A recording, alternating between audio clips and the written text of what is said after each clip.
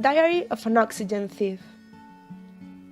This book is an autobiographical novel about a guy who is alcoholic and addicted to hurt people, specifically to hurt girls by breaking their hearts. Obviously, that's the reason why it's anonymous. Breaking hearts for pleasure is something awful, and he is aware of that. But at the beginning of the book, the main character says that he has written it because justice has been restored. And that's what the book is about.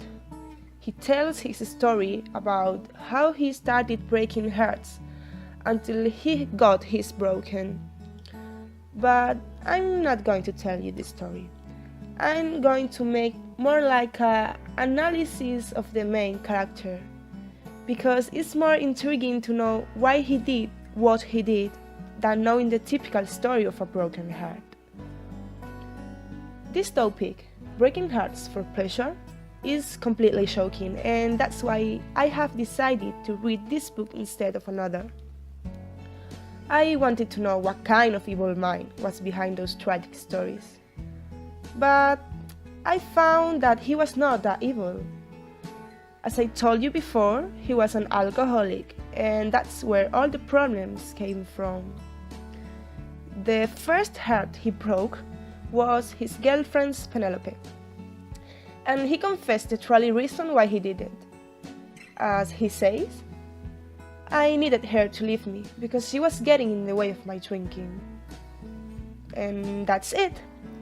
He left her just because she was making him to stop drinking, and he preferred to suffer because even if it was him the one who destroyed the relationship, later on he explains how he regretted it and felt bad about it. His drinking problems get worse during the book. We can see that in this quote.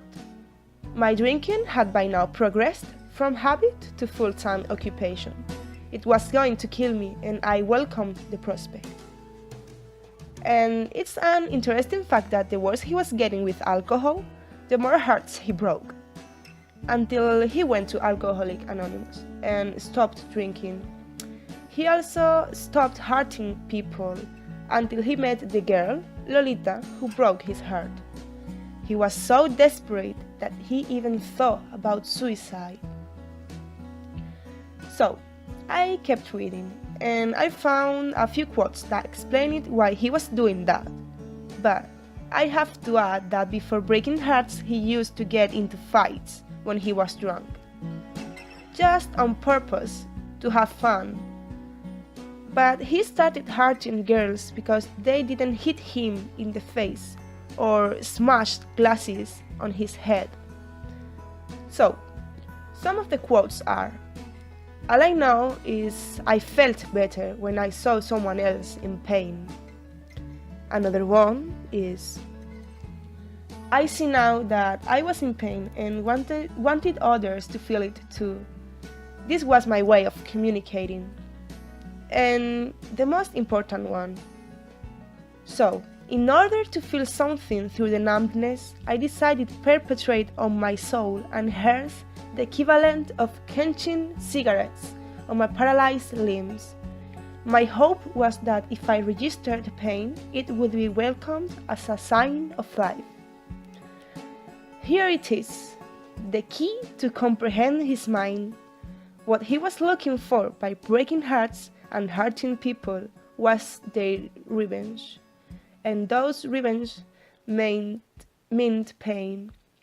He wanted to hurt himself, and he built a perfect excuse to do it without being him the direct cause.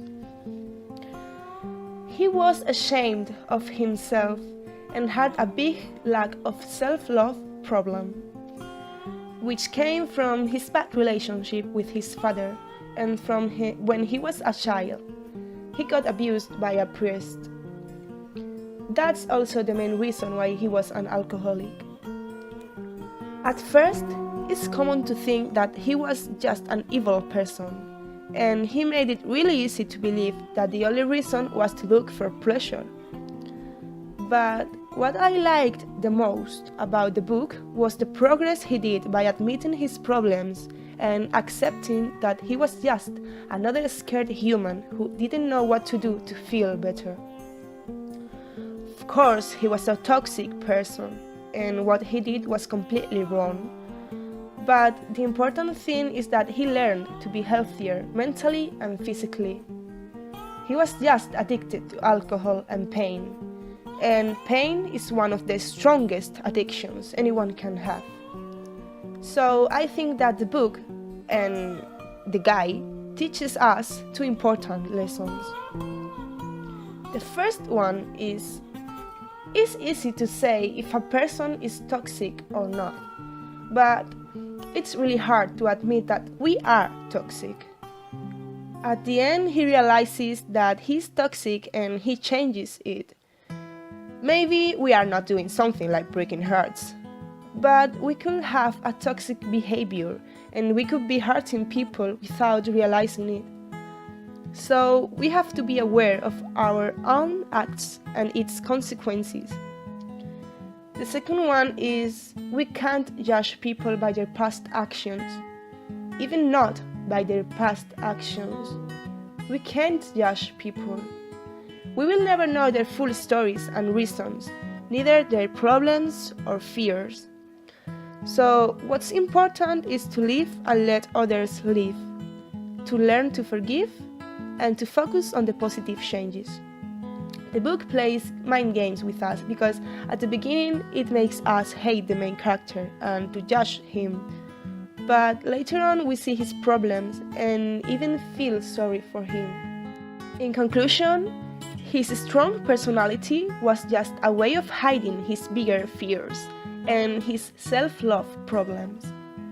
At first, you start to hate him and can't wait to read about the story of how he got his heart broken and how justice was done. But when you realize that he's not that evil, you start to hate the girl who hurt him and even to feel bad about yourself for wanting him to suffer for what he did, because he was already suffering.